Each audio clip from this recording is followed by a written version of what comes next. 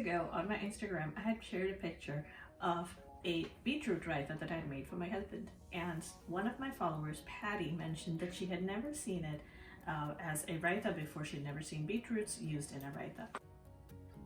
So today I'm going to show you how to make a very easy beetroot raita. You get a couple different kinds of beets in the marketplace. Sometimes you get them fresh, and you're welcome to use fresh. You have to peel them and parboil them for this recipe in order to ensure that your fingers don't get red from the beets. A lot of people use different techniques. Some of them boil their beets and then peel them very carefully with a fork, and you just go very gently.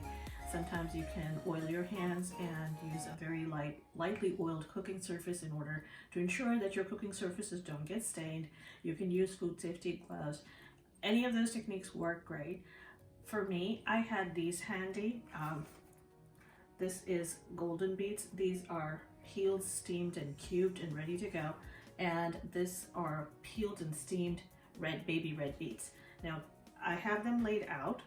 And I just lightly rinsed them to get any of the other liquid that was in there. I didn't want additional liquid in my recipe, and that's why I just rinsed them, drained them and rinsed them. The red beets I have sliced and diced down, and this recipe is rather simple. So let me show you some of the ingredients that we have laid out. I have some ghee or turmeric raita.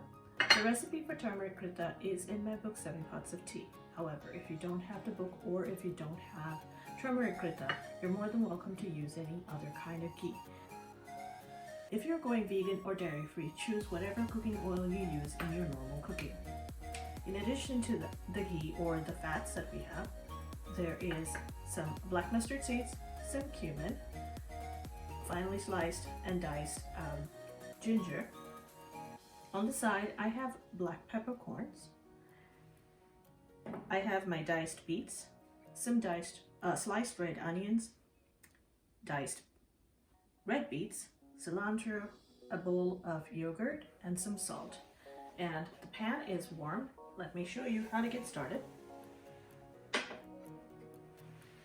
You need a pan that's going to be able to hold the heat of the ghee. So something that's non-stick and that can withstand some temperature is good for this one.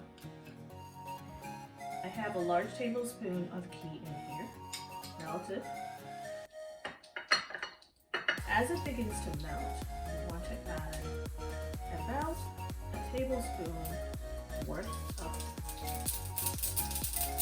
mustard seeds, the same amount of cumin seeds, and I'm turning it down to keep up with chatting with you. And then I'm adding about half a cup of sliced red onions.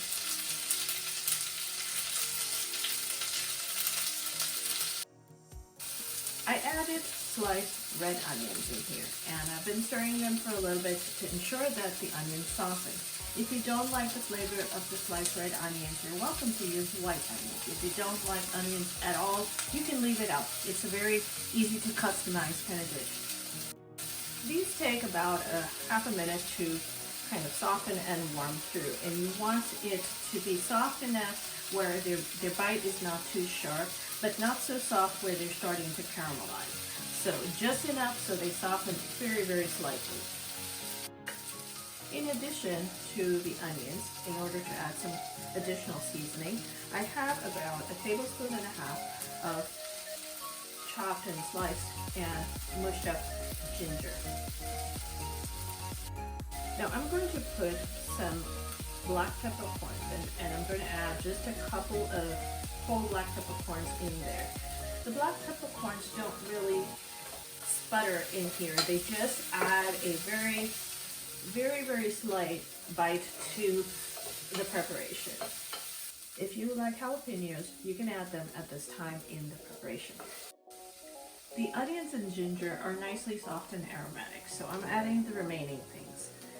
First up, the golden beets. Now, for the red beets.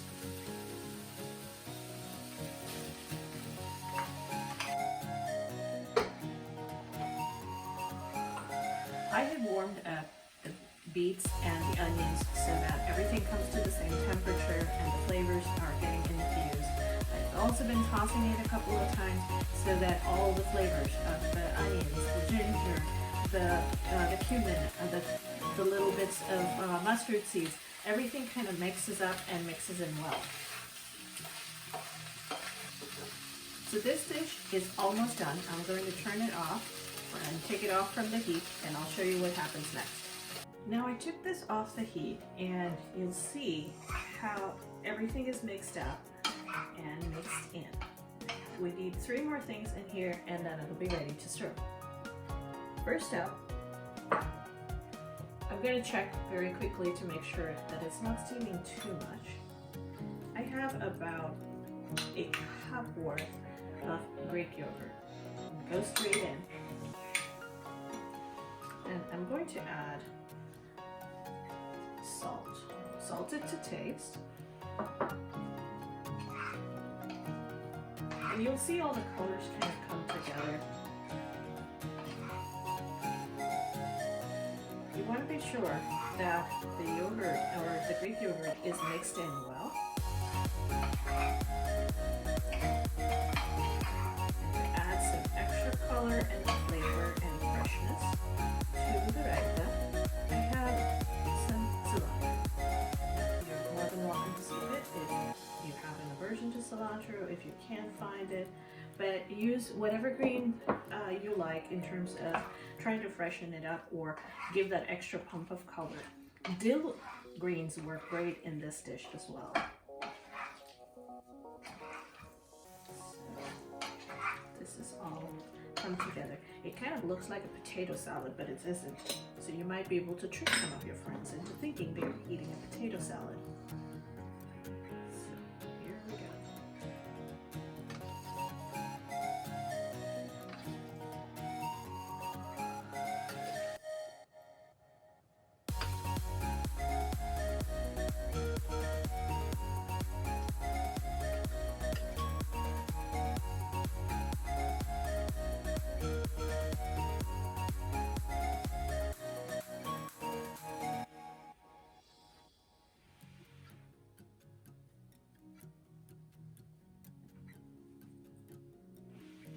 So here you go. This is for you, Patty, a beetroot raita. Enjoy.